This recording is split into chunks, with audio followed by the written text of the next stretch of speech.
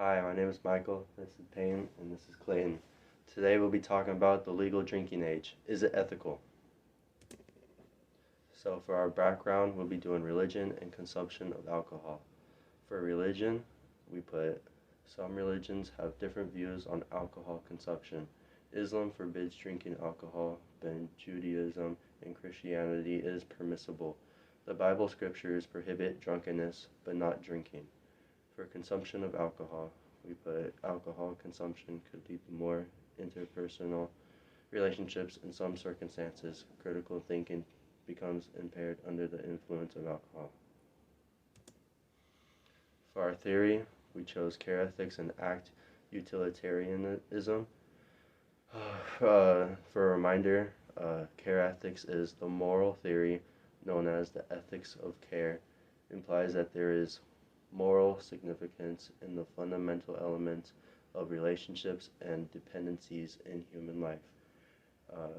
For act utilitarianism is a utilitarian theory of ethics which states that a person's act is morally right if and only if it produces the best possible results in that specific situation.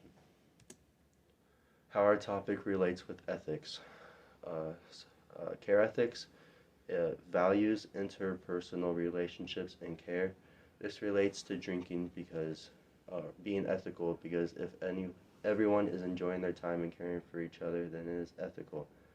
For act utilitarianism, an act is right if and only if it results in at least as much overall well-being as any act the agent could have performed. This ties into Christianity and other religions because the Bible states that you are allowed to drink, just not to drunkenness. If people don't get drunk, then it's considered ethical. Some problems we found with our topic, and what made our topic unique, is under care ethics, and drinking is formidable only if it creates relationships while it is consumed. It also demonstrates how it is ethical in religions. Another problem our group talked about is with drinking is that it creates this ethical dilemma where overindulging with alcohol affects with your critical thinking, leading to problems with your autonomy.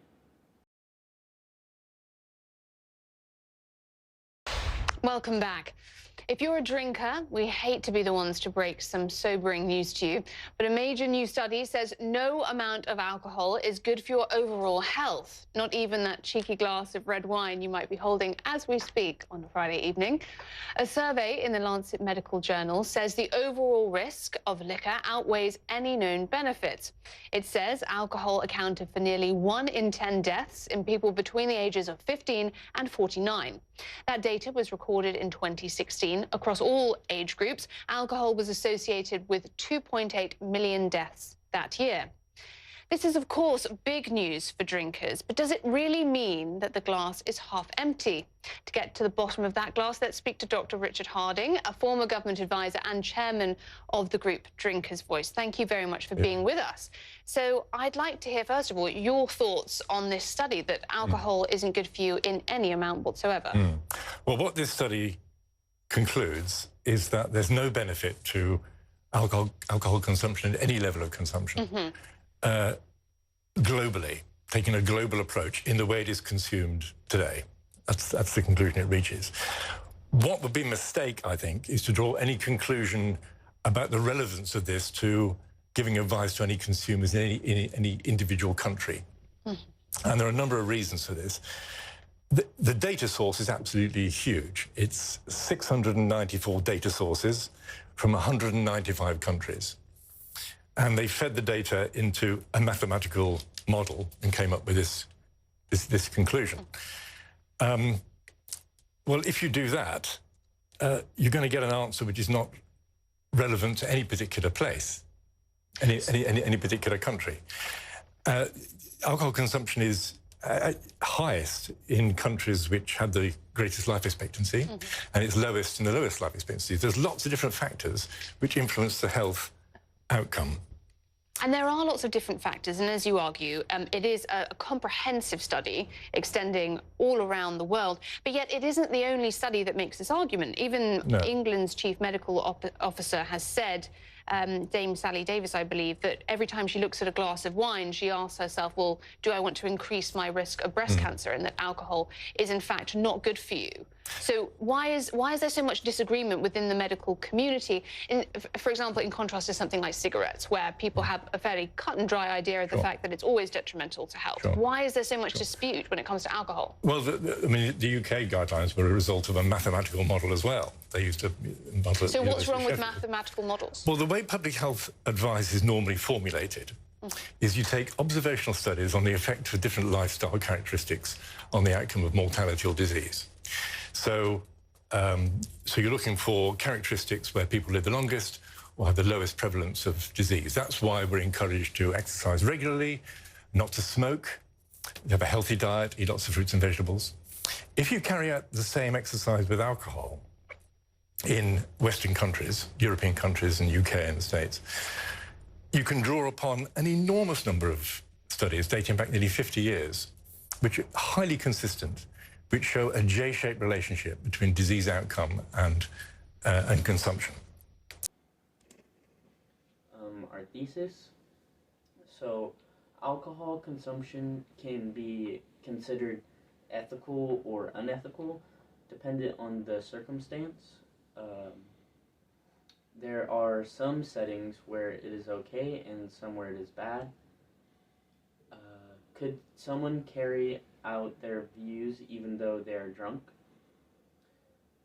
Is it ethical to consume any sort of alcohol? With the consumption of alcohol, in considering care ethics, what would be the best solution for our legal drinking age? Objections, some objections we had for our topic. Could being drunk ever be ethical? Why would some religions consider not drinking if some religions say it's fine? If you drink knowing that it might mess with your autonomy, is it morally right? What should the legal age of drinking be?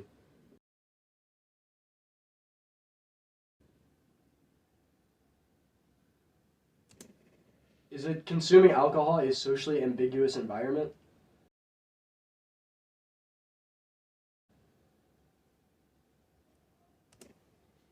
Different religions and their ethical standpoints on alcohol consumption.